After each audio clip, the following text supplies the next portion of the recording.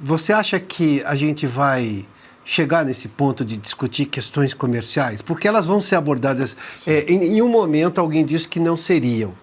A questão é que não é essa a prioridade do governo americano. A gente viu a carta do subsecretário de Estado do governo americano, a forma como eles justificaram a Magnitsky, ou como o presidente Donald Trump fez questão de elencar numa carta quais eram as prioridades, está muito claro.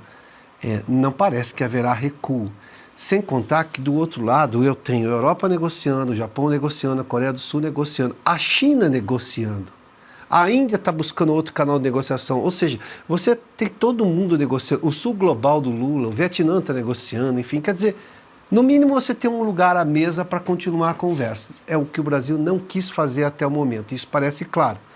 A gente viu hoje numa entrevista do ministro Haddad, a Globo News, se não me engano, ele diz assim, o problema é da direita que está conversando na Casa Branca, como se o governo americano não chegasse a conclusões próprias e a decisão não fosse só do governo americano em não aceitar receber por uma conversa dele com Scott Bessent, que é o secretário do Tesouro.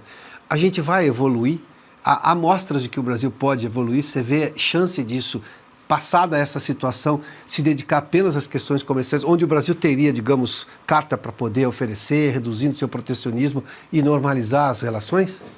Eu acho que sim. Eu acho que teve uma postagem do secretário Landau que está sendo mal interpretada pela mídia brasileira, em que ele diz claramente... Acho que vale a pena só citar um histórico do Landau também. Né? Eu conheci o Christopher Landau... Ele pedia essa gentileza em um evento na casa da professora Maristela Basso. Ele é gentilíssimo.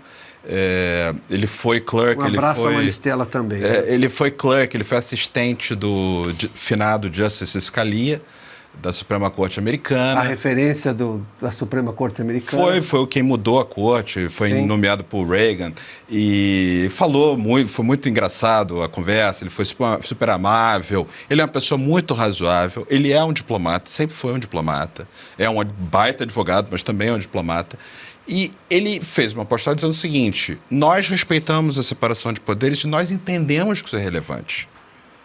Ele não está falando, vocês têm que fazer de qualquer forma no Brasil. Ele está dizendo, eu respeito, entendo que é relevante. Mas vocês têm um problema interno no Brasil que vocês precisam solucionar. E ele fala explicitamente, se fosse uma negociação de Estado para Estado, é muito tranquilo de fazer. Mas esse tipo de negociação, nós estamos de mãos atadas.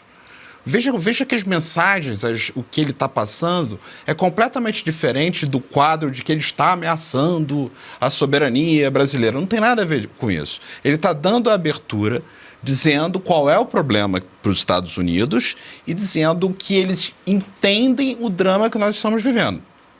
Eles entendem isso. Mas isso tudo me fez lembrar uma coisa muito curiosa. O meu avô materno lutou na Segunda Guerra Mundial junto com os americanos. Ele falsificou a identidade dele para poder lutar contra os nazistas. Ele era menor de idade, falsificou para conseguir lutar na guerra. Hoje você não consegue conceber uma pessoa fazer isso para lutar por liberdade, né? Mas eu preciso... Parabéns ao seu avô. José Varela. E eu acho que o Brasil e os Estados Unidos são países amigos.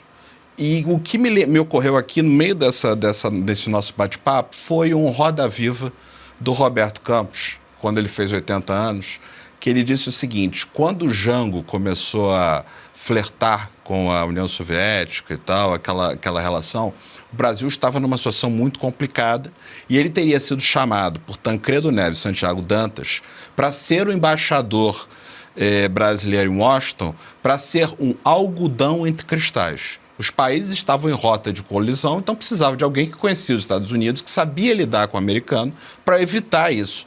Eu não vejo o governo Lula fazer alguma coisa nesse sentido, o governo atual fazer algo. Não adianta só simplesmente criticar quem está lá fora pedindo isso ou aquilo, eu não vou julgar o mérito do que eles estão fazendo.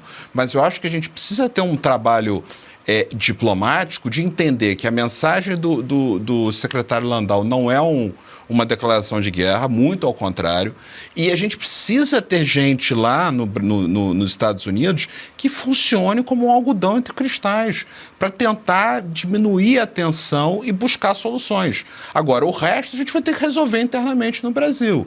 Que existe um problema hoje no sistema jurídico brasileiro, eu acho que a grande parte da população entende que há, tem outra parte que acha que não, né? Porque tem aquela frase do Milô, né? Democracia é quando as coisas são a meu favor e tirania é quando são ao seu favor. É isso que o brasileiro está pensando, é fla-flu. Mas no frigir dos ovos a gente tem que entender que o Estado, toda vez que ele abusa contra um lado, ele fica... É possível que ele volte depois e abuse contra o outro. Por isso que a defesa dos direitos fundamentais é essencial para qualquer república.